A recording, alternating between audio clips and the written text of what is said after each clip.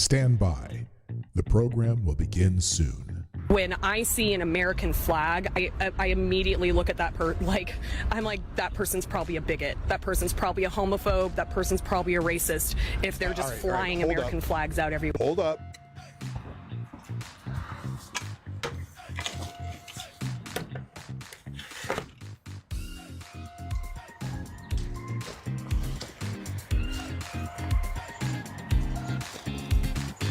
Hey, this sounds more like a you problem. You should probably go see somebody about that.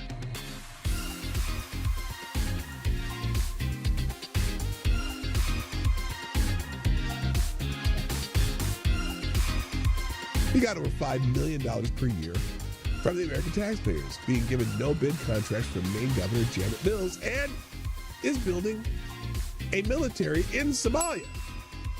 He has been funneling money back to Somalia to build a military in Somalia. The guy is running a migrant services agency that builds Maine Care, which is what we call Medicaid, about $5 million a year. Oh no, those illegal immigrants aren't getting any Medicare. And then he said he raised money in the U.S. to buy weapons, munitions, and supplies for a paramilitary force he had hoped to lead as the president of Jubaland. Yes, that's a real state in Somalia. And to be clear, in Somalia, he's running to be the warlord of Jubaland. Elections in Jubaland aren't exactly like elections in America. It's whoever has the most guns is able to certify the election. So he needed to buy a paramilitary organization and paramilitary support in order to win the election.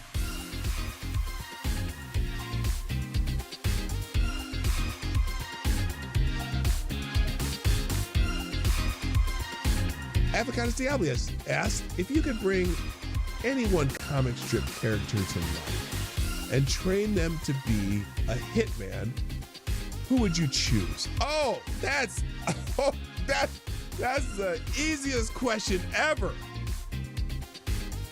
Calvin.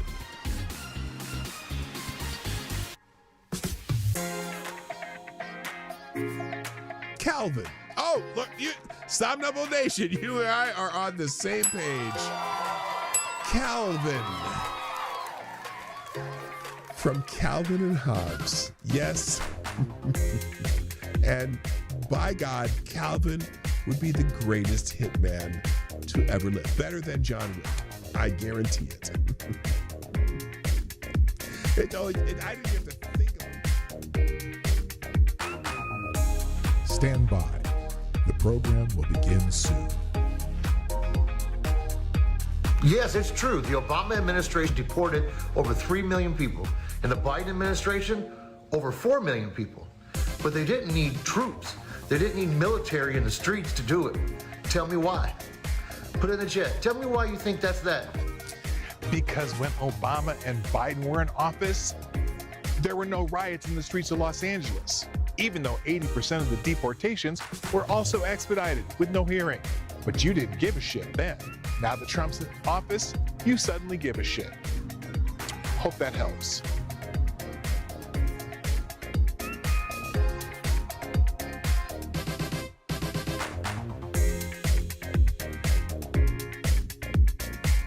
That turkey was amazing.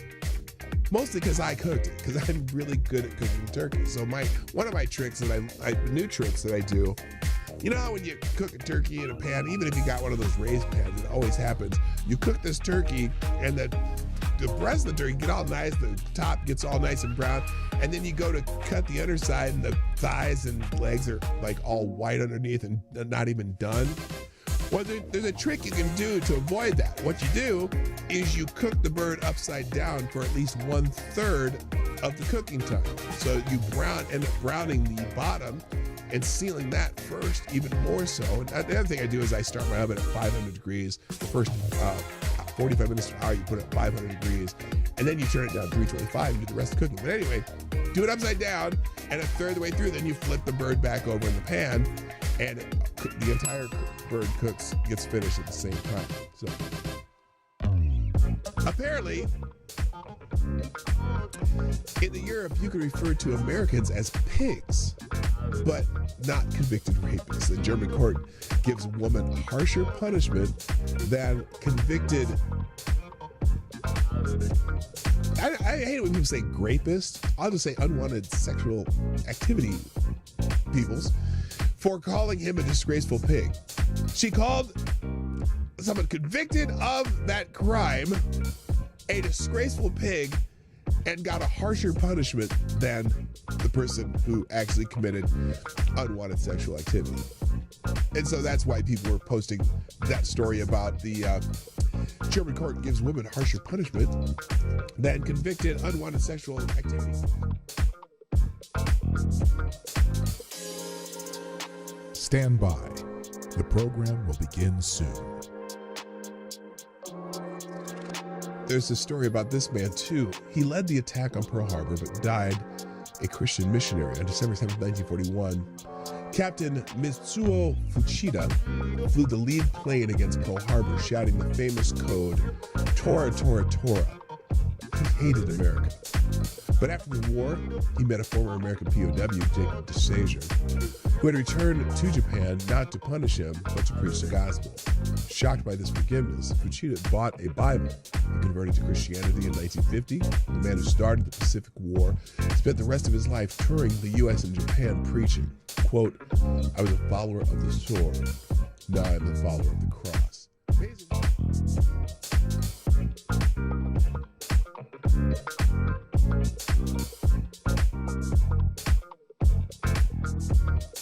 Nearly 5 years after pipe bombs were discovered outside the headquarters of the Democratic National Committee and the Republican National Committee in Washington, D.C., a suspect has been arrested in the case.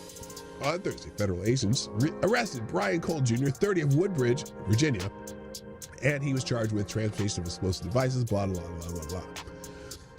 But on Friday, legacy media outlets began reporting that Cole, this young black man right here, was a Trump supporter. And I'm not saying he's not because he's black. I'm just saying there's other evidence that might support the fact that he's not a Trump supporter. But we'll get to that. Quote, Brian Cole worked for a bail bonds company run by his father that worked to free illegal immigrants from ICE facilities and sued the Trump administration's Department of Homeland Security. He worked for his dad. They tried to free illegal immigrants. Interesting. Yes, I know every Trump supporter, every black supporter, Trump supporter, would be quick to hire Benjamin Crump, who represented the family of Trayvon Martin, attempting to sic the Biden administration Department of Justice on a local Tennessee prosecutor who had raised concerns about the bail bond companies. We'll find out eventually that this guy had wanted nothing to do.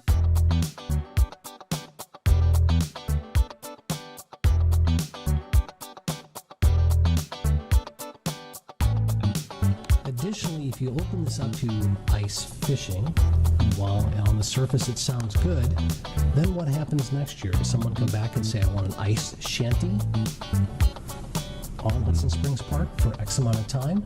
And if you then allow ice fishing with shanties, then that leads to another problem. Prostitution. And now you've got the police chief and the police department involved. Just data points to consider.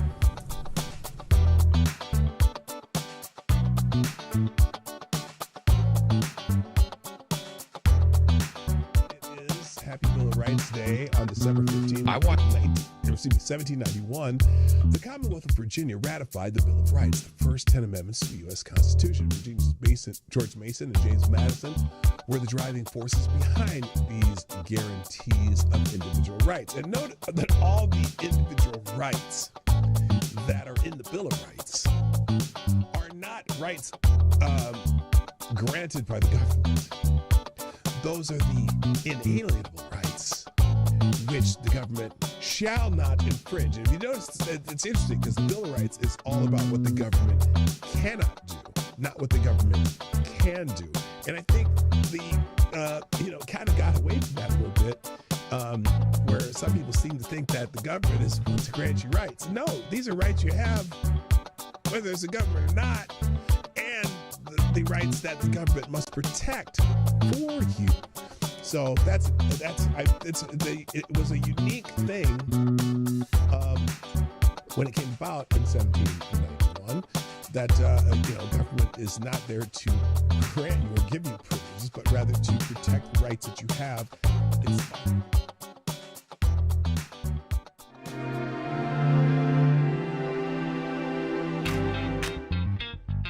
Ladies and gentlemen, coming to you live from the Lucky Dog studio in a hidden location somewhere in the upper Midwest of the United States of America, it's a brother making his own way but with all the wrong opinions.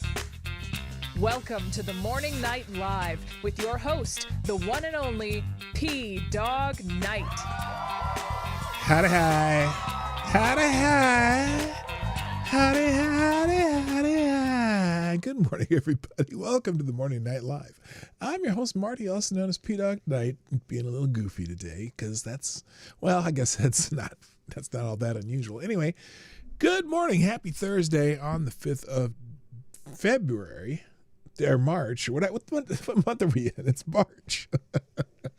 Happy March 5th, or Cinco de Marcho. It's the 5th of March on this whatever year this is, and I don't care. So today, I hate being late because I just have to throw some stuff together. But I noticed a lot of stuff people talking about the Texas Senate primary, which happened the other day, and I guess in the Republicans, is there some kind of runoff or something? Anyway, Ken Paxton. He decided he's going to keep running, and they're still talking about, even though Talarico beat Jasmine Crockett, people are still talking about Jasmine Crockett. So we'll just see what people are talking about. I'm going to scroll through these different things, but I got a couple of headlines I wanted to show you, and I got a couple other things up my sleeve. But first, let's say hi to the people who are here. First in the chat, Mr. Avocados Diabli! Yeah! You've earned the bell today. It feels like a regular day again. But not that, when Cara Soldier or Blue Eyed Scream or somebody else gets up there, it's not what's the opposite of normal? Innormal, unnormal, weird, strange. It doesn't make those weird days, but just, for a long time, Avocados Diabli dominated the field, and so it's good to see him back on top every once in a while. You. I'm talking to you. Anyway, also good morning, Cara Soldier, Blue Eyed Scream, Unholy Queen, a.k.a. Midnighter Young Friend. Also, Mike Savage, Blarg. Renee Mayette is here. Good morning. How you doing? Jay Blizz is in the house. What up? Anna Lynn, Aaron Meredith. Shell D. Now, that's a name I haven't seen on here, and Do Avi. But maybe you just changed your name. I hate it. I want your regular names. I've been bugging YouTube about it too. I want the names back. It's just one of those things. Anyway, good morning. And who else? Somnambule Nation, of course. And slowly but surely people will roll in. There's a handful of people here and a handful of likes. Let's get the like ratio up. I haven't even looked at that yet. Actually, it was 19 and 4. That's terrible. Hit the damn like button. You know you like me. And the show always gets better. Okay, doesn't it? Anyway, good morning, everybody. So let's get it going. I didn't have a specific. Oh, thanks to people sharing the stream too. Where's my little thing where I do that? I have a couple of different tabs open because there's okay, here we go. Here we go. Oh my, you guys got here early. So first, there's a Somnambule Nation, of course, sharing the stream. As always, appreciate it. And this, okay, we got to watch this. I'm finding humor in it. It's Biden in he looks like he's in a judo or some kind of martial art costume. Oh, and we'll have the blessing of the day too here soon. We're gonna watch this one just because I hope it doesn't get too spicy. Oh, is that a Goku martial art uniform? Anyway, here's Joe Biden with some words of wisdom with a Mean Gene Okerlund somewhat lookalike. I'm gonna turn super something. Oh, super see. So there's Super Saiyan. Yeah, the Super Saiyan thing. Okay, now the problem here is it has the music in it, the Dragon Ball Z music. That is Dragon Ball Z, right? And I'm concerned that I get one of those, they take whatever. I guess it doesn't matter if they take the monetization away, but it just bugs me because this is definitely there's definitely some commentary on some important world events. If Joe Biden's speaking. Raisin, son, what is it? Wait, got it. Super Saiyan! Oh! Well, super salad. Okay, that's funny. I'll do out there tonight, Joe. Oh no, it keeps changing. All 7 of them with this here Dragon radar. Then I'm gonna you put them together and you get a big orange fella, right? He gives you. Okay, I'm gonna give you that much of it. You guys, it's gonna be in the links. I'm actually I'll put a separate link for this. You got to watch the whole thing though. And thank you, Subnumble Nation. I just can't watch it all. But it's already funny. Let me just put a separate tab. When I drop the links at the end of the show, that will be one of them. In fact, let me just do this now. I'm gonna do this just for you. Here, I'm gonna put it in the chat. Here's the link for that.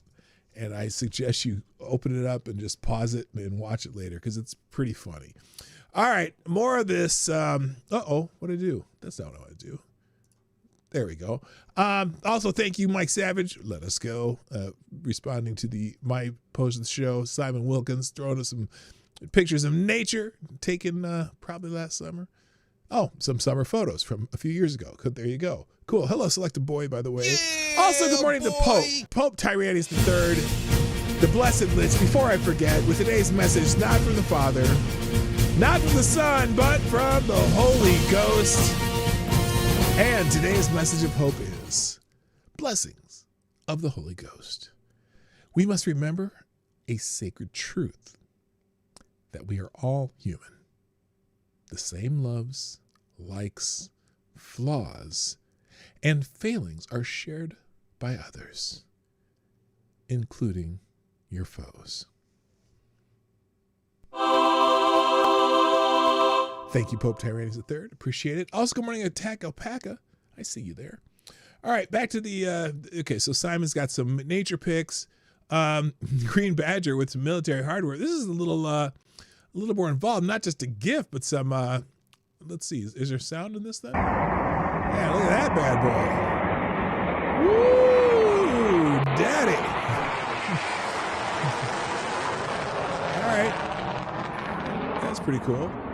Thank you very much. Also, what's this? Jedi Ghost Bear with, what is this? That's what I told you not to teach Americans about Kai trucks. They slap a V8 in there right away. Okay, I see what they're doing. They're putting a V8 engine in the back of one of these trucks. Get that thing rolling. Okay, and then thank you, Resolute Germ, sharing the show. Greatly appreciate it. And then and Simon Wilkins with some anime stuff. We'll probably post that. And Daily Ric Flair. Woo! So there you go. Thanks everybody for sharing the show.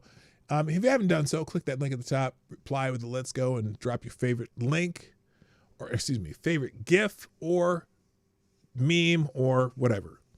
And we'll share that again too with others. Thank you for sharing. All right, moving on. Let's see. That's the Goku thing.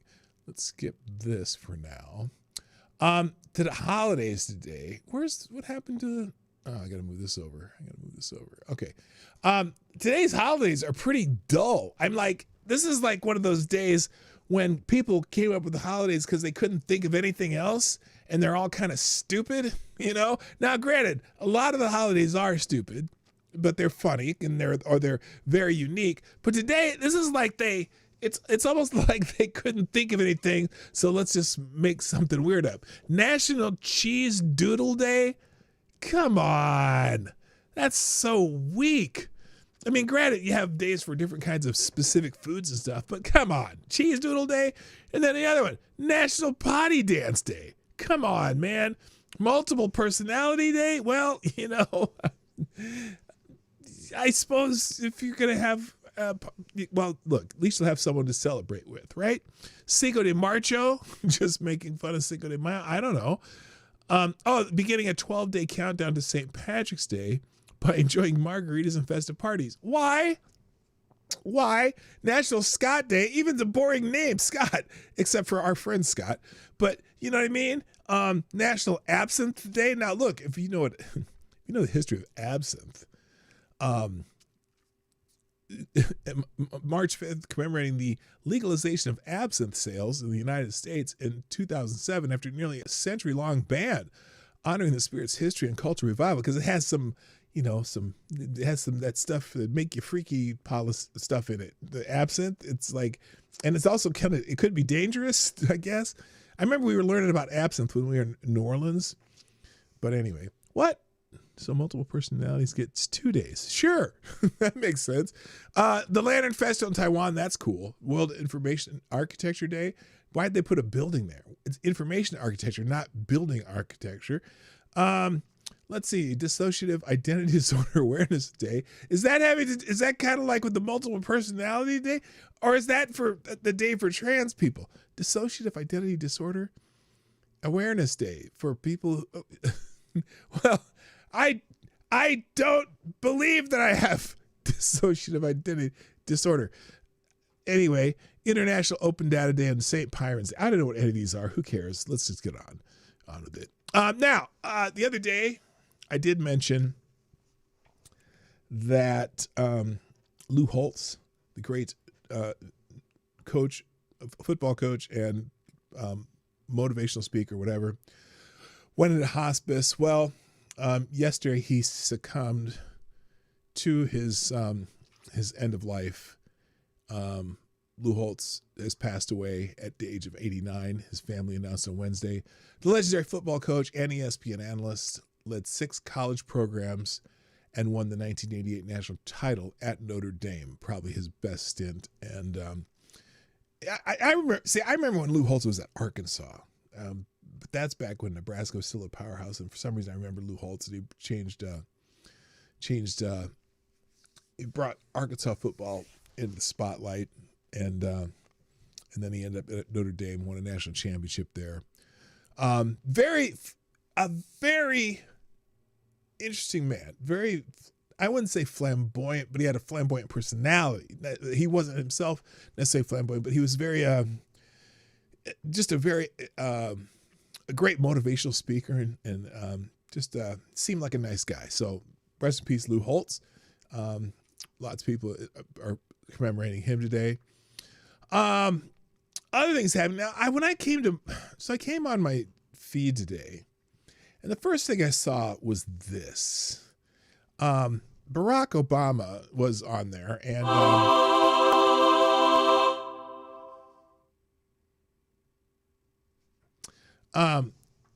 talking about he's trying to get them to approve the gerrymandering of the state of Virginia. And the Virginia Supreme Court apparently has said they're ruling on this case that came before the court because they didn't want the legislature to break what's currently Virginia law as far as changing districting. And they said, well, we can't make a decision on it until after it's been done, which is a weird way to go about making a ruling. If you're, because the proposed plans, they're trying to get it blocked.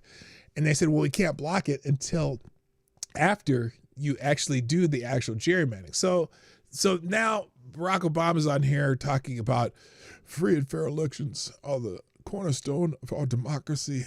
But right now they're under attack. Several Republican-controlled states have redrawn their congressional maps to give themselves an unfair advantage in the midterm elections. Now Virginia has a chance to help level the playing field. If you live in the Commonwealth, early voting begins March 6th and election day is April 21st. Vote yes. So it's interesting when they say Virginians for fair elections, but they're redrawing the maps specifically to take away power from some Virginians. And so he made this video. I'm not going to play it, but I just found that interesting. Also, another, the other day it's Minnesota State hockey tournament time. And so just about every day you're going to see, not necessarily here, but there'll be stuff on your feeds somewhere with some great hockey goals. And this is some freshman kid. I don't even know what school he's playing for, but he made this goal at the state. Oh, he did. Well, I think he's from Hibbing, which is where my wife's father, my father-in-law, grew up in Hibbing. Hibbing and Chisholm is a northern Minnesota Iron Range town. Rockhopper, what's up? I see you. And K-Shaw, what's up? Good morning. So this is the hockey goal of the day. This kid's a freshman, and we'll just show it. Teammate Peterson Gordon jumped to the now watch. Look at this. Through the legs and flipped it up. Gets Dodge County on the board. Oh no, that's Dodge County against Hibbing. Peterson Gordon jumped to the play up front through the legs. So a pretty cool goal there. That's exciting. If you like hockey, if you don't like hockey, well, I am sorry. You don't have to like hockey. Then I scrolled down. Tim Walz and our Attorney General Keith Ellison are both still in Washington before a House committee, and this may be. I'm not necessarily a fan of insulting the people who are before your committee, but this insult was like, this is some top tier insults, and I just had to show it as he's talking to Tim Walz. Watch. The facts are your leadership, and really your lack of leadership, has been responsible for one of the largest ripoffs of the American taxpayer in our history, and you traded, I believe, political expediency, the currency of political expediency, for your integrity. And, you know, Mr. Chairman, I don't know if you know this, but it's been widely reported that in 2008, when Barack Obama was choosing his vice presidential candidate, he had 3 criteria. He wanted to make sure he picked somebody that wasn't as smart as him and had less talent and charisma and couldn't possibly outshine him, so he picked Joe Biden. And then Joe Biden in 2020 used the exact same criteria. He wanted to make sure he picked somebody who wasn't as smart as him, had less talent and charisma, and wouldn't outshine him, and he picked Kamala Harris. And then in 2024, Governor, I think it's very evident why Kamala Harris picked you. Oh, snap! The talent pool, Mr. Chairman, the talent pool in this shallow, brother. Even Tim Walz thought that was funny. That was cold as hell. That was cold. We have hit the shore, and I yield back. So anyway, that's your leadership. And really that was pretty cold blooded. Anyway, so that's just. Oh, we'll get to Talarico in a second. So anyway, I wanted to go through some headlines of news before I get to the X stuff, the X featured stories, just because there's a few that I found pretty interesting. First one is the United States Supreme Court has ruled that that courts in the U.S. must defer to immigration agencies on asylum cases. And what's almost stunning to me, this was a 9-0 decision. So the Supreme Court upheld the standard for reviewing asylum cases, keeping it in the hands of immigration agencies. Yes, even the leftist justice agreed. It was a 9-0 decision. Ketanji Brown Jackson wrote, "We granted certiorari to determine whether the Court of Appeals applied the appropriate standards of review under the INA, which is the Immigration and Nationality Act. We conclude that the statute requires application of the substantial evidence standard to the agency's conclusion that a given set of undisputed facts does not constitute persecution. In Urias Orellana versus Bondi, Humberto Urias Orellana claimed he and his family faced persecution in El Salvador. The family entered America illegally in 2021. And then in the support of the petitioner's application for asylum, Urias Orellana testified that he was being targeted by a hitman in El Salvador. The immigration judge found Urias Orellana's testimony credible, but concluded that it did not establish past persecution or a well-founded fear of future persecution under the Immigration and Nationalization Act. The IJ accordingly denied the petitioner's asylum application and ordered their removal. The Board of Immigration Appeals affirmed on petition for review. The U.S. Court of Appeals of the First Circuit also affirmed, holding that under the substantial evidence standard of review, the record did not compel a contrary finding. So now I thought when I saw this, this 9-0 decision, I'm not sure why it went all the way to the Supreme Court, but I'm thinking that maybe they were worried that some court would just arbitrarily go against the immigration, what am I saying here? The agency's, decisions. So anyway, immigration judges and the BIA fall under the executive branch. Section blah, blah, blah does not use the phrase substantial evidence, explained Jackson, but it does specifically address the scope and standard for review that the Court of Appeals must apply when evaluating removal orders. The section's subparagraph B applies to this case. The administrative findings of the fact are conclusive unless any reasonable adjudicator would be compelled to conclude to the contrary. Jackson admitted that the Court of Appeals uses varying standards to the agency's persecution determination. However, the Supreme Court has already concluded that these determinations receive substantial evidence review. So, and then there's a quote of the Ninth Circuit here. But anyway, a rare, well, not a rare, but an interesting 9-0 decision from the Supreme Court. I thought that was fascinating. Also, this is interesting. Now, apparently, Iran has a version of Baghdad Bob. If y'all remember Baghdad Bob back from the first Gulf War, everything, Iraq, everything's fine, and we got plenty of stuff going on. Well, NBC gave Iran's foreign minister 40 minutes to play Baghdad Bob 2.0. I'm going to watch this clip now because I didn't watch it earlier. Let's see. NBC 40 minutes to play Baghdad Bob, blah, blah, blah. Oh, Iran's supreme leader was already likely dead, yet he denied it in that interview. Watched the lengthy interview with the information minister, the Baghdad Bob sequel guy on NBC. Mm-hmm. Now, obviously, the so-called supreme leader, I guess, was dead by then. Mm-hmm. Had to have been. Mm-hmm. And he did not shed a tear. He denied it. That interview lasted for about 40 minutes. The NBC had him. I was actually kind of surprised that NBC stuck with him, though I guess absent war footage, you might as well stick with the guy that's sitting in Tehran and is going to espouse all the I thought they were going to show some of the clips. The fact that he went on and was Baghdad Bob the sequel. Yeah, and there's this habit in particular with NBC. I know Lester Holt in his time would have Iranian spokesmen on, and that's where you just say, they're so angry that, like, Kristen Welker's not rough enough on Trump, but when it comes to these guys, they can say all kinds of nonsense. Like the actual butchers of people and the people who are fine with just mowing down thousands and thousands of their own. Okay, this is not what I was expecting. I was hoping there'd be a clip of this.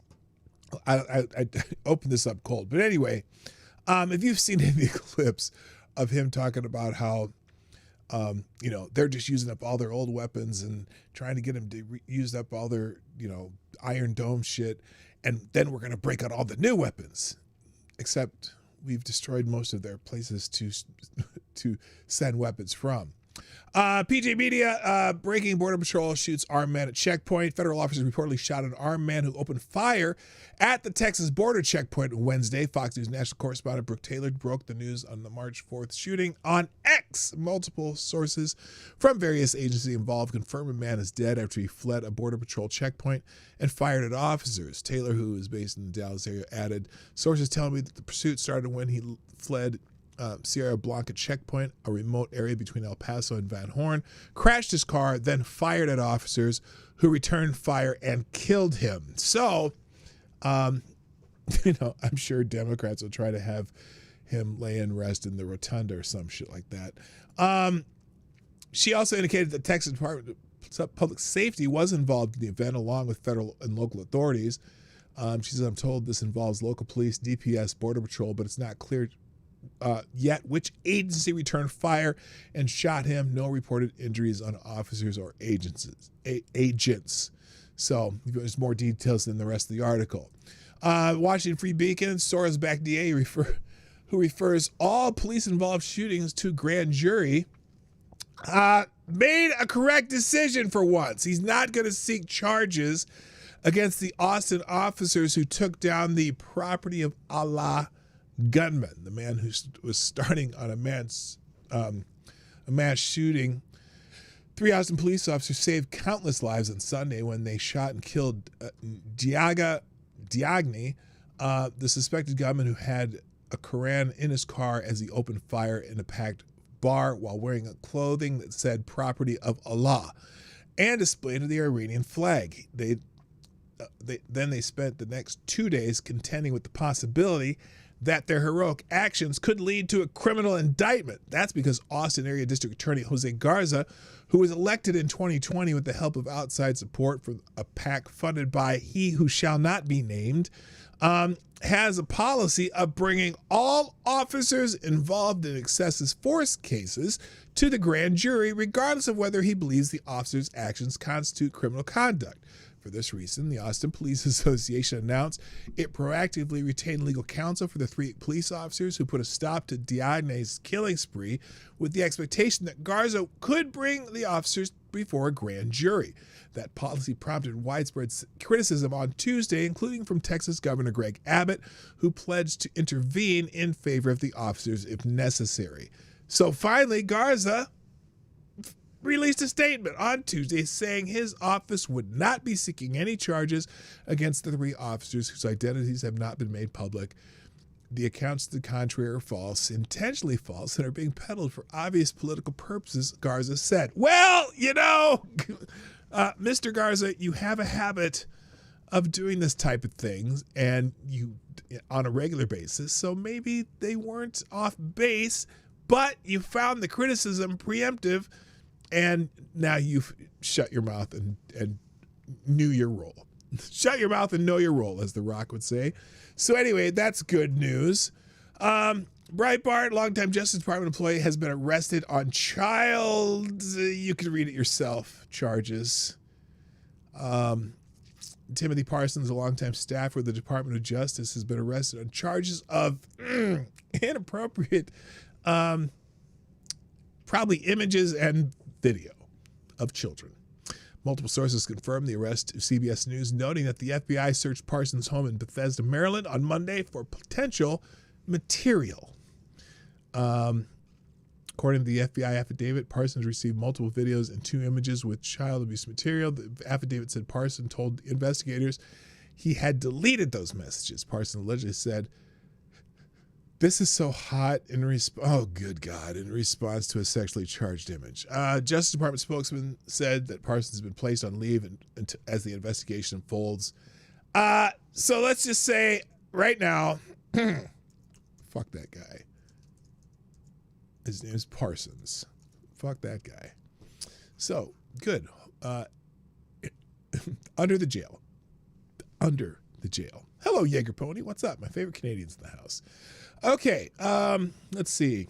And then finally, Arkansas man this is I want to say I know I'm taking this a little too lightly, but maybe not. The feel-good story of the day. Arkansas man charged in killing of daughter's alleged rapist wins GOP sheriff nomination. Wow. An Arkansas father who killed his alleged unwanted sexual violent assault perpetrator, starts with an R, ends with a pissed, won the Republican primary for Lonoke County Sheriff on Tuesday as he awaits trial for second-degree murder charges. Wow. Aaron Spencer won 53.53% of the vote against 2 challengers in the primary, according to the Arkansas Secretary of State's website.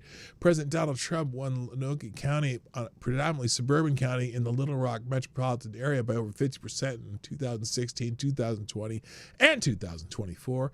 The state filed charges against Spencer in October 2024, accusing him of the second-degree murder of 67-year-old Michael Fosler, who had been charged with multiple sexual crimes against Spencer's daughter, then 13.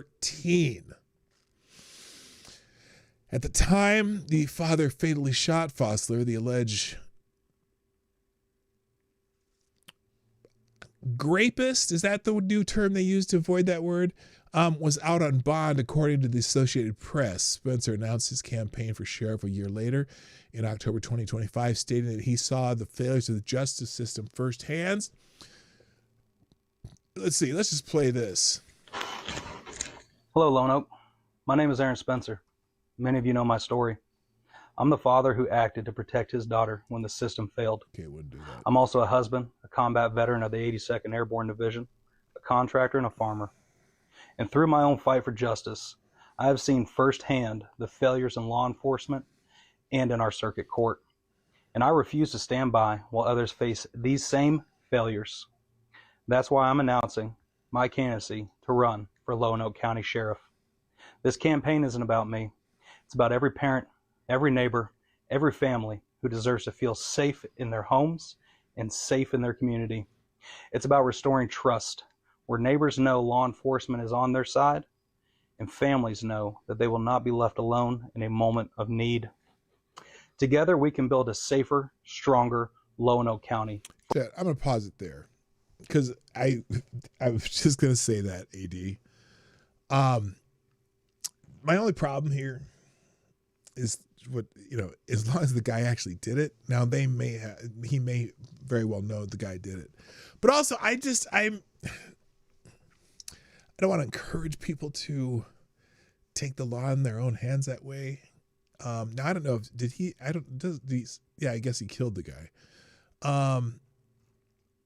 Spencer's campaign website states that he fully disputes the charges against him and is running to restore trust in law enforcement and ensure that no family in Lonoke County ever faces the same failures his family did. According to court documents, Spencer found a hoodie on a stuffed animal in his daughter's bed. Spencer found Fosler's truck with his daughter inside and forced the truck off the highway, where the two entered in an altercation. Spencer later called 911 to report he had shot Fosler. Arkansas State court records show that Fosler faced 43 felony counts of sexual offenses against Spencer's daughter, including internal stalking of a child, 4th-degree sexual assault, and sexual indecency with a child. Look, you can get away with the heat of the moment defense, or did he, when he finally got the guy stopped, was there an altercation? But let's see. Yeah, FTG Michael Fosler, and rest in piss, as some would say.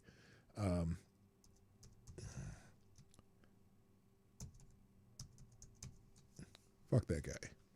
But more. And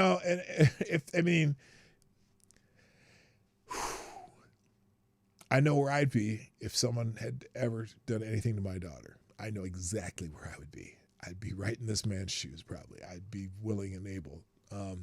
As much as when you want, you don't want to take the law in your own hands, but holy shit. So anyway, all right. Some of the stuff that's on X today, they had a bunch of them. Oh, I forgot to say this earlier. Apparently there's a new Green Lantern movie. And there's the trailer. I haven't quite figured it out yet. So I'm going to just put a link to the trailer. Because I can't really play it. I mean, they want to. It's funny because you can get in trouble for playing trailers on YouTube, even though they put the trailer so people go watch the movie. So they get mad that you actually watch the trailer on your YouTube channel. So I'll put a separate link to the trailer of Green Lantern. So far, people are complaining about the suit. So you'll get a feel for that when you get to that, but I'm not going to go through that. Stories that are featured on X today. The House's vote to block release of its own sexual misconduct files. FTG to the House of Representatives. FTG to the House of Representatives. I'm sorry. I don't care which side of the aisle are you on. FTG. House of Representatives. The U.S. House voted 357 to 65 on Wednesday to refer a resolution back to the Ethics Committee, effectively blocking public release of investigative files on sexual harassment claims against members, staff, and others. The push came from Representative Nancy Mace after allegations against Representative Tony Gonzalez, but most lawmakers from both parties opted for the procedural sidestep. Critics like Representative Lauren Boebert and Tim Burchett called it a cover-up funded by taxpayers, tying it to parallel scrutiny over Epstein documents pulled offline by the DOJ. Files officials promised to repost soon amid a subpoena to Attorney General Pam Bondi. Now, they have a taxpayer-funded fund in the House of Representatives to fight these types of claims. And I don't get it. I mean, yeah, you don't want to spend shit ton of time, dealing with the different Congress critters that are in there, but this is a bipartisan problem. And I'm just like, you got to be kidding me. So the reactions are as predictable as, snow in Minnesota in the winter. Because it's always going to happen. You just don't know when. 357 members just voted not to release congressional sexual harassment and misconduct records. I don't want to hear words Epstein files ever to come from their hypocritical, grandstanding, phony, lying lips again. That's from Cat Turd. Now you always got to get some wisdom from Cat Turd, right? Matt Walsh, there's no coherent argument for but now there's no coherent argument for releasing millions of pages of Epstein files, but not releasing this. Every argument against releasing the congressional sexual misconduct files would also apply to the Epstein files. Exposes victims, includes substantial claims, etc. And yet almost every member of Congress voted to release the Epstein stuff, and now the vast majority oppose releasing their own files. Total farce. Nancy Mace, the loudest voices screaming release the Epstein files, just voted to bury the sexual harassment files of members of Congress. Get it now? Ding! So yeah, what the flying fiddlesticks is that? Another feature story. They're still talking about the submarine sinking the Iranian frigate off of Sri Lanka. Now, one thing I got noticed about this today, though, is there is a debate in both India and in Sri Lanka regarding this ship being blown out of the water so close to Indian and Sri Lankan waters. And so there's a bit of a debate in India, should we be condemning this because they were coming from, exercises in India. So that's interesting. India is trending worldwide as a nation of betrayal after an Iranian Navy ship was destroyed by a U.S. submarine in the Indian Ocean. Iran's ambassador for India, Mohammed Fadl, no, we have no negotiations. We have no messages from India. You can ask them. India hasn't even privately contacted Iran on the sinking of our ship. The levels of shamelessness the government has fallen to, and just to please that baby killer. What? Anyway, now, speaking of which, 38 Indian ships are currently stuck in the Persian Gulf after Iran blocked them from moving forward following India's betrayal. Helping U.S. submarine destroy. They are saying helping a U.S. submarine destroy an Iranian Navy ship. Well, they didn't help at all. India reportedly contacted U.S. Navy for help, but there's been no response. So this is interesting. Apparently, Sri Lanka safeguarding another Iranian vessel within its territory and waters. Sri Lanka media reports sailors on board receiving assistance and protection. Sri Lanka is showing the highest form of humanity right now, while India is doing the complete opposite. So, wait, how are those boats protecting that thing? I don't even know. Anyway, there's a big debate over there going right now. Also in the news, Cardi B. Yes, Cardi B is trending. apparently she was doing a concert in Texas and had Megan Thee Stallion come up, and they did their famous 2020 hit, the love song. What's it called? Wet Ass Pussy. That song. Yeah, she joined. I guess she joined. There. See, they were on stage, and there's they are, and I don't give a shit. Next, students booed at a Pennsylvania anti-ICE rally walkout at Central Bucks East. That's a high school in somewhere in Pennsylvania. On March 2nd, dozens of protesters left classes at Central Bucks East and West high schools in Pennsylvania, part of a nationwide walkouts against ICE deportations under President Trump's second term. Now, out of East's roughly 1,334 students, about 75 joined the protests, but most classmates jeered them as they exited. So here's footage showing these about 75 of the over 1,300 students walking out, and the other students saying, "You guys are fucking idiots."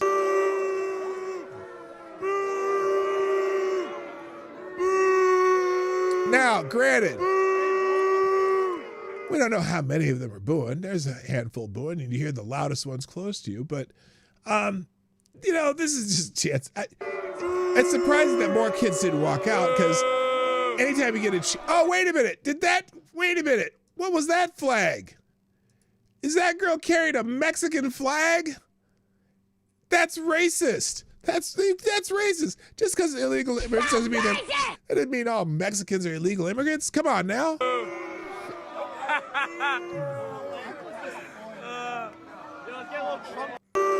So anyway, you get the point there. Some kids they just weren't happy. It was like, you guys are idiots.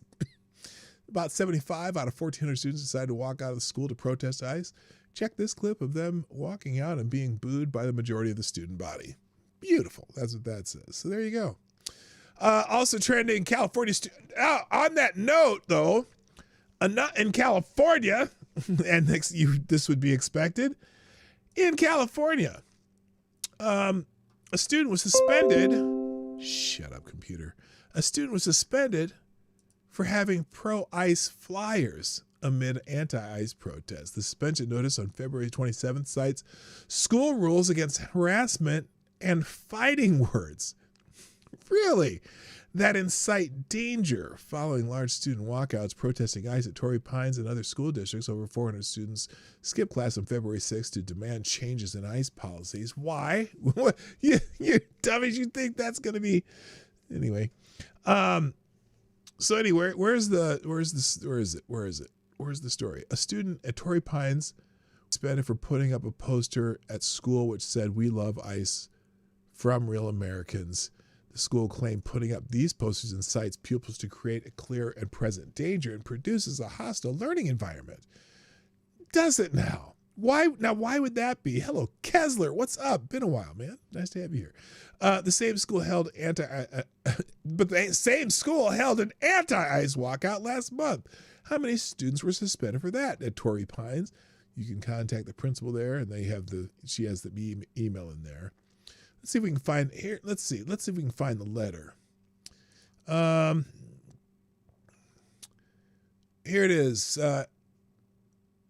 Here's the code and section. Engaged in harassment, threats, intimidation directed against school district personnel or pupils that is sufficiently severe or pervasive to have actual and reasonably expected effect of mentally disrupting classwork, creating substantial disorder, and invading the rights of either school personnel or pupils by creating an intimidating or a hostile educational environment. That's the section that the kid is being suspended on. The incident that caused this suspension happened as follows. So-and-so was caught on camera posting flyers in the Learning Commons and in hallways that stated, "I love ICE from real Americans." California Educational Code 48097, which is the one we just read. While this protects students' free speech, does it? It specifically prohibits speech that so incites pupils to create a clear and present danger of unlawful acts or the substantial disruption of the orderly operation of the school. You mean people can't just ignore it? They have to. What is it? They become so enraged and crazed that they decide to destroy everything around them. Is that what you're claiming this would do? Public policy. The policy prohibits conduct that has the purpose or effect of creating an intimidating, hostile, or offensive educational environment. The fighting words doctrine, while a high bar in school context, words that are intentionally used to provoke a violent reaction or target marginalized groups' right to be on campus can be restricted to mainstream. So anyway, they pulled some bullshit, and we'll see how that goes. That's going to go, that would have to go through multiple layers of California legal system, which probably doesn't look good for the kid. Anyway, that sucks. All right. Also, let's see. Virginia Supreme Court clears the path for redistricting referendum vote. We talked about this earlier. The Virginia Supreme Court on Wednesday state a lower court injunction paving the way for a statewide referendum on April 21st, asking voters if the General Assembly should temporarily adopt new congressional maps to counter redistricting other states. A yes vote would enable a pre-approved map that packs rural Republican areas into one district, potentially shifting the state's 11 seats from a 6-5 Democratic edge to a 10-1 advantage. Supporters like Mark Elias, that shitbag, and Barack Obama calls it a fair one-time fix, while opponents, including Republicans, label it as partisan power grab that defies the 2020 redistricting reforms. Polls show divided opinions as early voting starts March 6th, which is tomorrow, Virginia. Virginia, please show me that there is a Santa Claus. Come on now. And so oh my God, Abigail Spanberger, the governor, a Democrat, left-wing nut job lady, she supports it. Yay. FTG Barack Obama and FTG Abigail. I'm not going to spell out her last name. She doesn't deserve it. All right, let's talk about Texas, because that's what I said I was going to talk about today. So we had this Texas Senate primaries, and the Democrat side, James Talarico, he beat out Jasmine Crockett and a couple others. On the Republican side, the incumbent, John Cornyn, I don't know how the Texas Republican primary works, but it seems like Ken Paxton, the Attorney General, and a couple others still says he's in the running. And apparently, do they have like a runoff on the Republican side? I don't know, because they didn't. Apparently, on the Republican side, you have to get 60% of the votes to be the nominee. I'm not sure. And so lots of people are talking about this Texas primary. I'm not really even sure. But also, so first let's go to Cornyn, okay? And I went down this Cornyn tab trying to figure out, well, why are they talking about him? Well, here it is. Ken Paxton says he is staying in the race even if Trump endorses Cornyn. There's been rumors that Donald Trump is going to endorse John Cornyn, right? Top two go for a runoff if not hitting 50% or 56%. Okay, well, there you go. And so Paxton says, I'm staying in this race. I owe it to the people of Texas. John has not represented the people of Texas well. Cornyn has been against Trump in both of his elections. So here's, how long is this? This is short. Let's play this minute and a half of Ken Paxton talking about this. Yes, it was. And by the way, I spent $5 million versus 100, and there've only been by the way, two U.S. senators. This is crazy. John Cornyn, the incumbent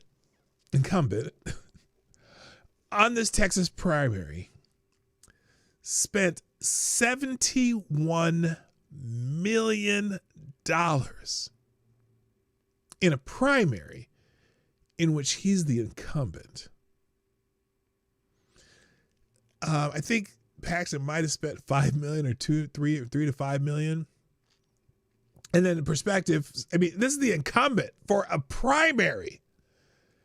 Now, for comparison, in the Democrat primary, I think Talarico spent like $21 million. got an extra $2.5 million there at the end with that stupid stunt with Colbert. And Crockett, I think, spent maybe up about $3 million.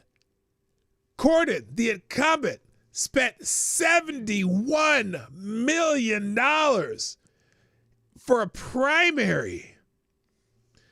It's insane. So anyway, I know that lost a primary in the last 40 or so years because the finance rules are so rigged in favor of the incumbents and so limited for challengers. But it's I think Richard Lugar lost and Bob Bennett lost to Mike Lee. So it's a pretty unusual thing to take on an incumbent and actually do well against them. And we're going to do really well in the runoff. So when you look at the vote, 60% of the people who voted last night voted against Cornyn, though he's been in office for a long, long time, 4 decades. Yeah, Cornyn only got like 40% of the vote. But he won a plurality. So now they're going to have a runoff for the nomination for the Republicans. What do you make of that? What message does that send? And what message do you want to send to the Republican base? President Trump said he's going to make an endorsement.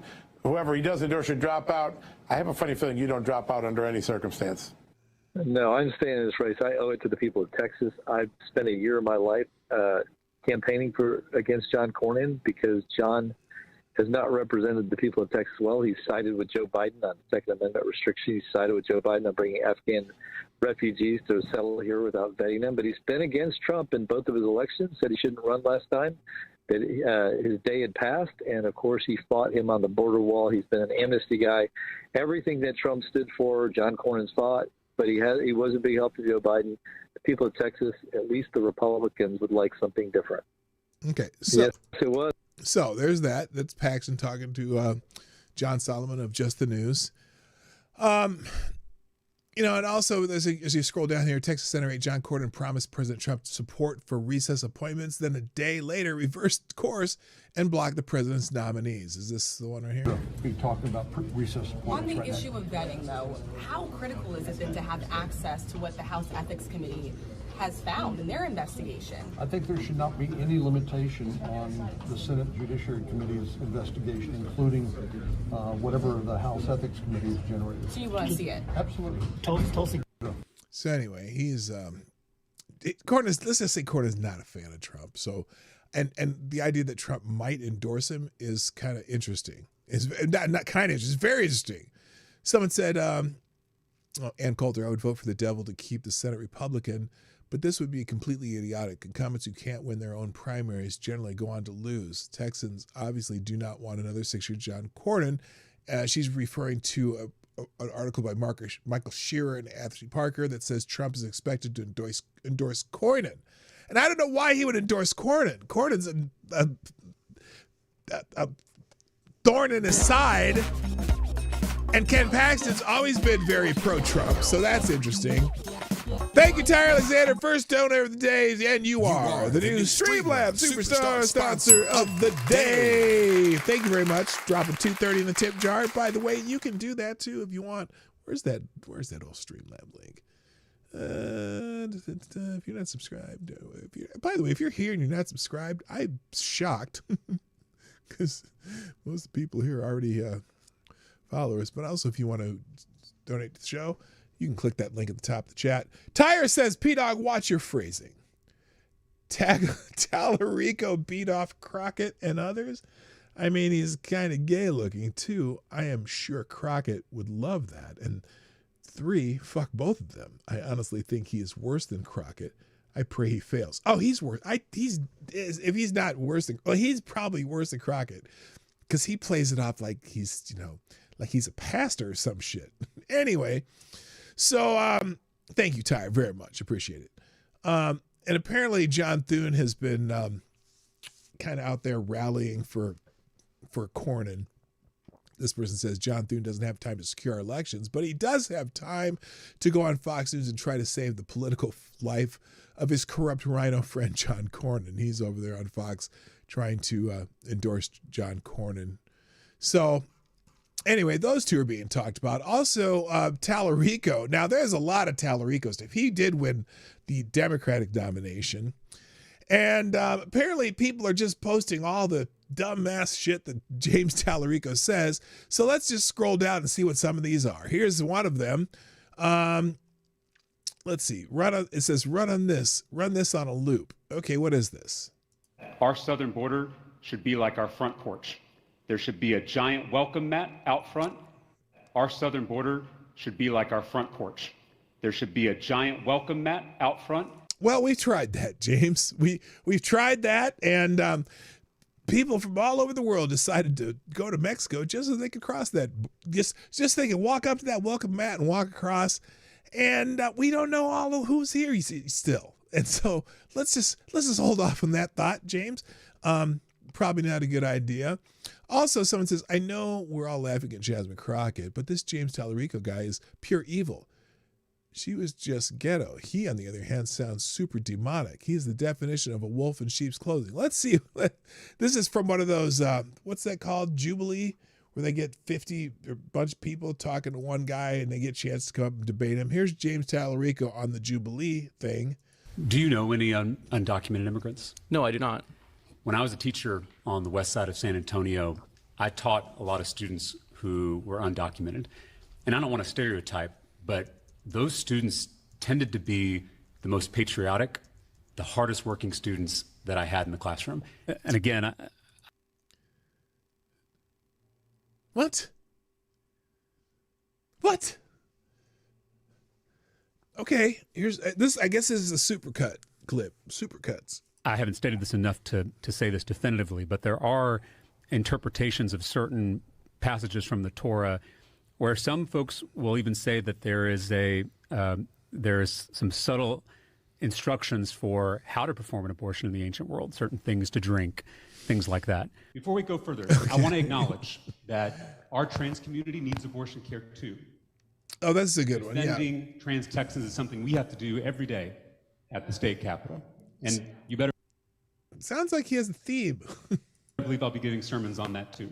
I want us all to be aware of is that modern science obviously recognizes that there are many more than two biological sexes. In fact, there are 6. Is both.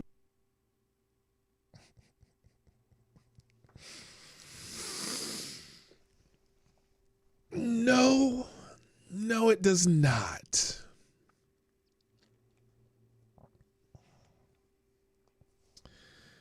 No, not in, and particularly not in humans.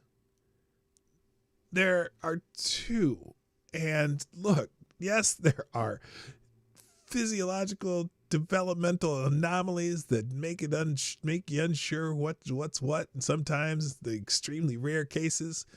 But that doesn't make it a new sex. There's still no other way to reproduce other than the 2 sexes that you need to reproduce, James. It doesn't mean that an anomaly is another sex, you moron. Masculine and feminine and everything in between. God is non-binary. So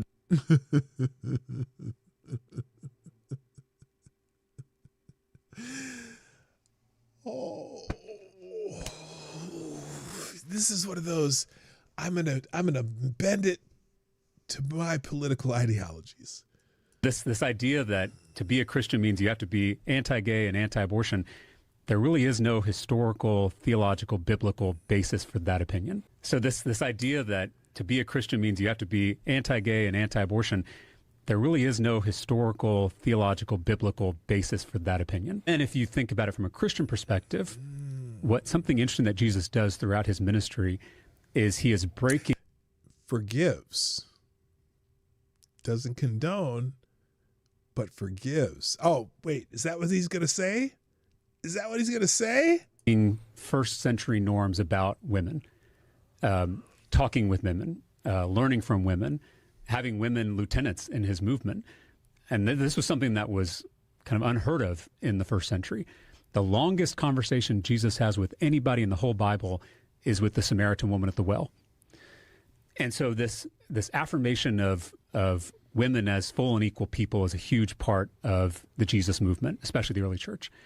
And then the last, I think, story I would... Was it, though, in the early church? Are are you just making shit up again? And look, I'm all for equal rights for everybody. But you're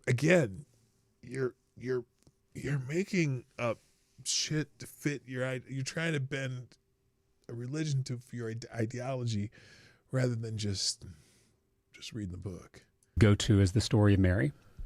Mary is probably my favorite figure. Oh, this in the is where he Bible, says that God gave Jesus. Mary the option of an abortion. And she is she's an oppressed peasant teenage girl living in poverty under an oppressive empire as a Jew, and she has a vision from God that she's going to give birth to a baby who's going to bring the powerful down from their thrones, going to scatter the proud, who's going to send the rich away empty. I mean, this revolutionary song that she sings, it's called the Magnificat, and it's actually been banned by certain authoritarian regimes because it is so radical.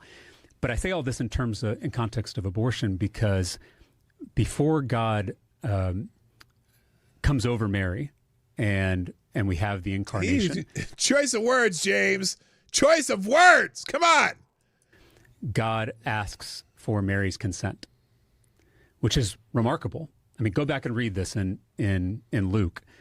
I mean, the angel comes down and asks Mary if this is something she wants to do. And she says, if it is God's will, let it be done. Let it be. Let it happen. So to Did he just do a did he just do a just let it happen? Is that what he just said? Wait a minute. Wait till you hear how he finishes this one though. To me, that is an affirmation in one of our most central stories that creation has to be done with consent. Oh, they didn't play the rest of it though.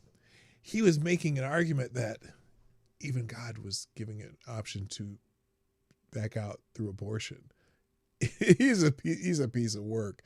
Anyway, also Dan Crenshaw. I didn't know Dan Crenshaw lost too. Oh my God. I wouldn't even catch that one. Anyway, again, the Texas primaries has a lot of little things going on. Just spoke with Steve Toth, who defeated Dan Crenshaw in Texas 02 Republican primary last night. He served with Democratic Senate nominee James Talarico in the Texas House and held nothing back. Is this it? Let's hear. Here's what this guy thinks of Talarico. 62 Democrats joined 21 Republicans to give us the Speaker of the House. So, 3/4, 2/3, 2/3, 2/3 Democrat, 1/3 Republican. That coalition of Democrats runs the Texas House.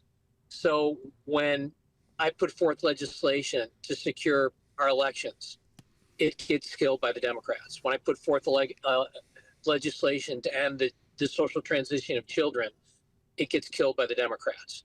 It's evil. Talarico is part of that group. I served with James Talarico from 2019 through to today. This guy is as evil as they come. There is a darkness to this man's life that if you doubt that there's a wickedness and an evil and a demonic presence in the world, you only have to look at James Talarico. He is an awful, awful person. Awful person. All right, that's interesting. Sometimes I've never seen a white person who hates white people as much as James Talarico hates white people. He writes, there, but for the grace of God, go I. As a white man, I'm susceptible to the same radicalization. Thankfully, I was exposed to diversity at a young age and explicitly taught the values of equality, inclusion, and justice. Well, at least he didn't say equity, because we'd have to take some shit away from you there, James, if you want equity. But not every young white boy is so lucky. Good Lord. And again, here's one of those phrases that everyone loves to hear. As citizens, every one of our neighbors with a uterus became the property of the state. And wait, what? Every one of our neighbors with a uterus? You mean women? Oh my God. Anyway, there is going to be lots of Talarico greatest hits on the internet over the next few months. Also, here's and then we showed the giant welcome mat. He wants a giant welcome mat on our to be the southern border to be our welcome mat to the rest of the world. Which I got a better idea. How about having the how about having American immigration laws as written be our welcome mat to people who we decide to welcome? How about that? How about that instead? Jasmine Crockett's also trending now. There is one funny video here, but here's Jason Whitlock. Jason Whitlock kind of annoys me sometimes, but he says Jasmine Crockett's loss in the Texas Senate primary last night is a really promising sign that Americans have had enough of low IQ ghetto members of Congress. Oh God, Crockett following Cori Bush and Jamal Bowman into irrelevancy is good for the country no matter who replaces her. Now, he didn't need to say that shit, even though, sometimes she embarrasses me as a black man. Oh, good Lord. Is this Terrence Williams? Lost my job today, guys. Now that Jasmine Crockett will no longer be in Congress, I will not be able to impersonate her anymore. I don't know what I'm going to do. I don't know what I'm going to do with this Amazon wig. Oh, God. Oh, Jesus. Chicago Ray, wait a minute. Before Jasmine Crockett leaves Congress, we need an ethics investigation into her spending over $75,000 in campaign contributions on luxury hotels and limousines. Jasmine has a net worth of $9 million. Officer Tatum says it's money laundering and has the receipts. You know what? Let's see what he says. I might give her some space on this one though. Let's see what he says. It's bringing in any real business. But the real question is, before I play this video, is that where does she get her money from? I want to put this in context before y'all hear this fool talk about Elon Musk and crooked stuff and all that. How did you make your money for real, Miss Crockett? Because last time I checked, your salary is $174,000 as a House of Representatives. Whoa, wait a minute. Donatello Slapperfellow's back in the house. What's up, man? It's been a while. How you doing? Good to have you here. All right. It's the standard salary. It's estimated her net worth is $9 million from real estate and stock investments. And what is her stock investment portfolio? Because we got the financial disclosure right here. What is her investments in? An energy company, MGM Resort, and Moderna. How did she somehow become so successful in this? Somebody say insider trading. I would argue that she's probably doing a heck of a lot of insider trading, if you ask me. You look at her state income tax or state salary. Look, there's too many people in Congress you can get in on this, but he was criticizing her for her campaign spending money on limousines and whatnot. Well, you know what? If in luxury hotels, if it's during a campaign, they can get away with a lot of stupid shit. I'm just saying. Anything else that they want to say? Robbie Starbuck, you kind of have to give it to Jasmine Crockett for her commitment to the act she puts on. Even after losing tonight, she blamed Republicans by claiming they rigged her election. She was running against another Democrat. How would we rig that? Yeah, this is the one I wanted to show you that I couldn't find. So that's my news, is that we're not going to have election results tonight, in my opinion. Now, what she's mad about is apparently they lobbied to have the polls kept open longer as she was losing from 7 o'clock to 9 o'clock, just so that they could stir up some more votes. Apparently the Texas Supreme Court said okay, and then later said, well, we can't, you don't get to count those votes. Based upon what specifically is taking place in Dallas County. What was that? Unfortunately, this is what Republicans like to do. Now, again, this is not the Republican primary. This is not the general election. This is the Democratic primary she's talking about. What do you mean this is what Republicans want to do? You blame it on Republicans in the Texas Democrat primary. And so they specifically targeted Dallas County. Did they? And I think we all know why. So, did they?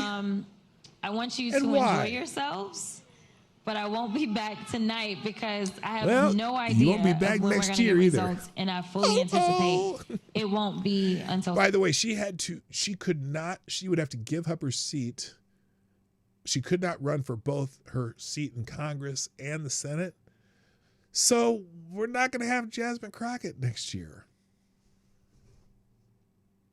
Darn.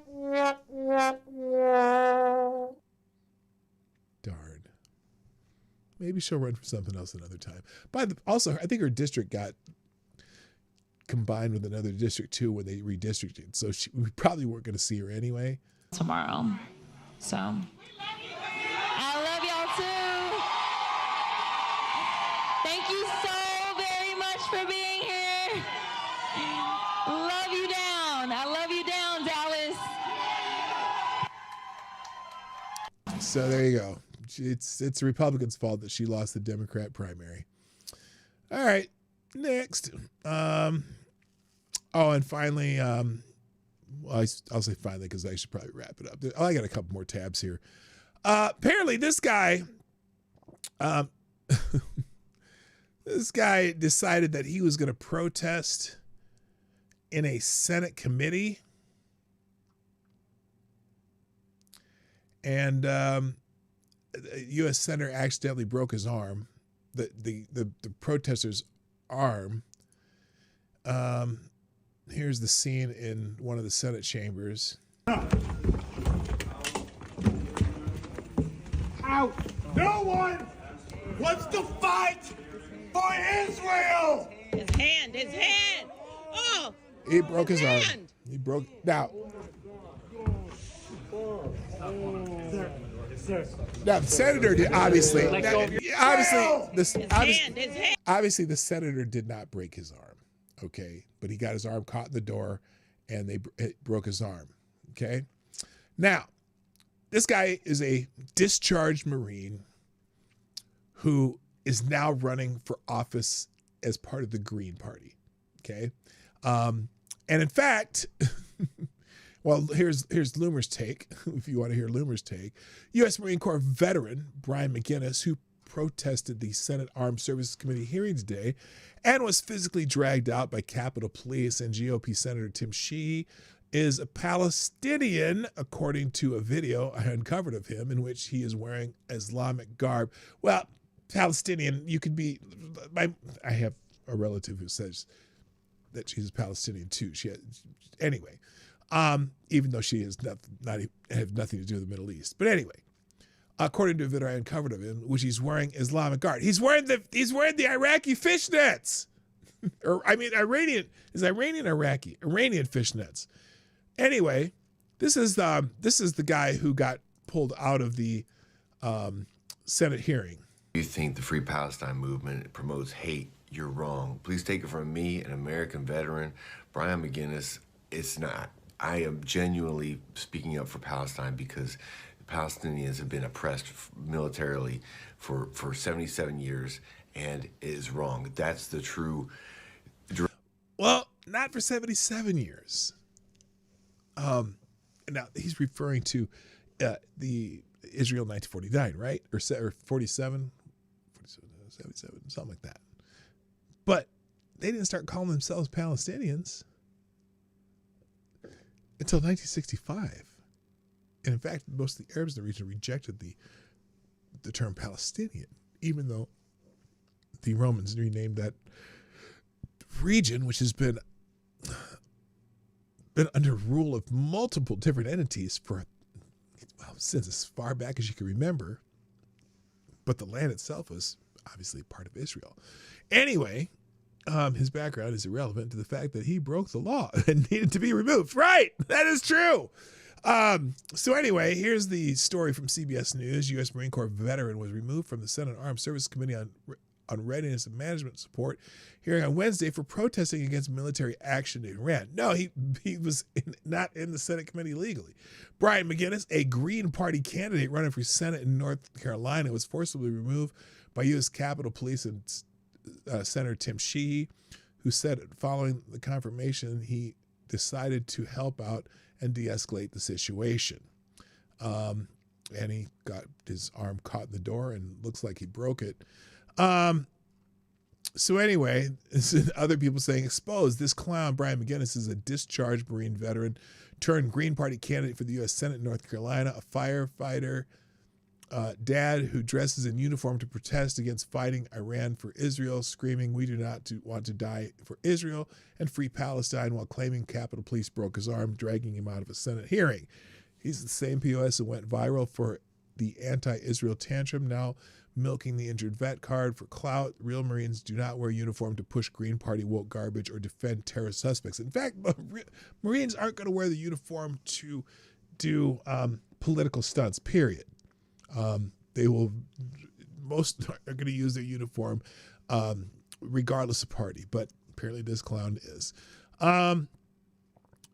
Also, this is a stolen valor. He's a Marine. He's an actual discharge. Doesn't mean he's not a Marine. Mixed with Islamist sympathy and left activism, court-martial the fraud if he's claiming active status, or at minimum strip the uniform from his protest circus. Patriots do not tolerate posers who dishonor the core. Lock in, warriors expose these fake-ass traitors every single time. God bless the USA. Yeah, he doesn't need to be, and it's funny. He's seen war and doesn't want more to die. My fellow Marine has combat action ribbon. Yes, he has combat action. Again, don't use your uniform for political purposes, sir. Combat and protest and civvies. Spain is trending. The only thing funny about this, we know Spain is not allowing the U.S. to use Spanish airspace during this conflict. And in fact, here's one of the things here. Portugal is among our oldest and most reliable allies with unbroken diplomatic relations since 1791. Spend your tourism dollars there, not in Spain. Seriously, what is the point of having Spain in NATO? So Portugal has just officially authorized the United States to use strategic base in the conflict in Iran. Spain has said we may not use their airspace. The funniest tweet, though, I saw today was this one. The Muslim world is divided about Iran. Muslim countries in favor of removing the regime: Jordan, Kuwait, UAE, Saudi Arabia, Oman, Qatar, Bahrain. Muslim countries against the removal of the regime: Great Britain, France, and Spain.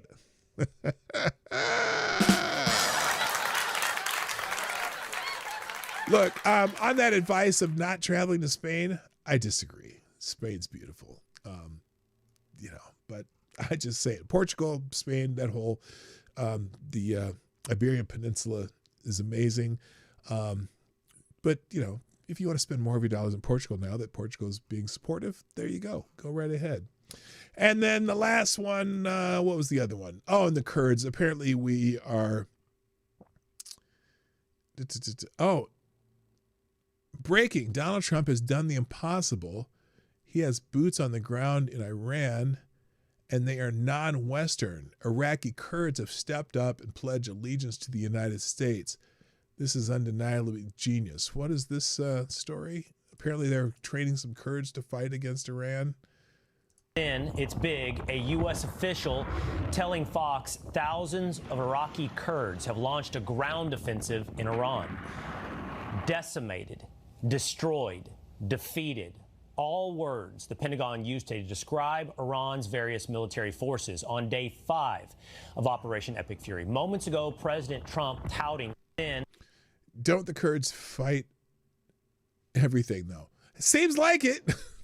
But so that's an interesting development. 10 reasons Kurds are the most deserving of a state, more deserving of a state than Palestinians. Okay, that's that. He beheaded Christians, Yazidis, Druze, Alawites, and Kurds. Why did no one performatively walk out during his speech at the UN? Talking about is that the Iraqi UN representative? I don't know. The Kurds helped us defeat ISIS, and now they're going to go toe-to-toe with the IRGC. They deserve a state. So a lot of people say the Kurds deserve a state, just like that, because their factions are in multiple countries in that region. So that's very interesting. I don't have any articles open in the aggregator today, but I will put the aggregator on the I guess we talked about some of the early articles. But the aggregator will be in the links today, as well as everything else we've already talked about. Let me make sure I got these bad links out of here. That's a bad link. And there you go. All right, there we go. All right, so everything we talked about today are about to go into the chat and into the description of this video. And that's it for today. Thank you so much. Whoa! What the hell happened there? Good God. Well, that doesn't make me happy.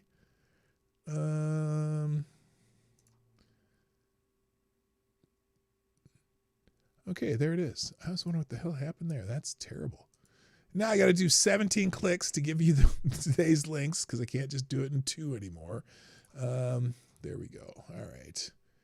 Open the dang blasted frickin' sucker thing. All right, here's today's links. Everything we talked about, and the aggregator, which is always very useful. There you go. That's it for today. Got to go. My name is PDawgKnight. I'm out of here. Have a great Thursday. See you tomorrow. Bring your questions. Get ready and go. Bye.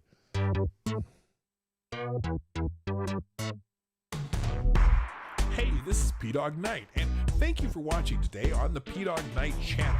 If you have an observation or remark you'd like to make about this video or my channel, I absolutely welcome you to write it in the comment section down below. I really look forward to hearing from you. And before you go, if you like what you saw but you're not already subscribed, please make sure you hit the subscribe button and definitely click that bell that pops up afterward so you'll be notified when I post new videos or when we go live. I broadcast my live show, The Morning Night Live, Monday through Friday at 10 a.m. Eastern, 9 o'clock Central. A special thank you to all supporters of this channel who share our videos on social media and who make donations through the Streamlabs link, which is also in the description down below. Thanks again, and until next time, I'm PDawgKnight, and I'm out of here.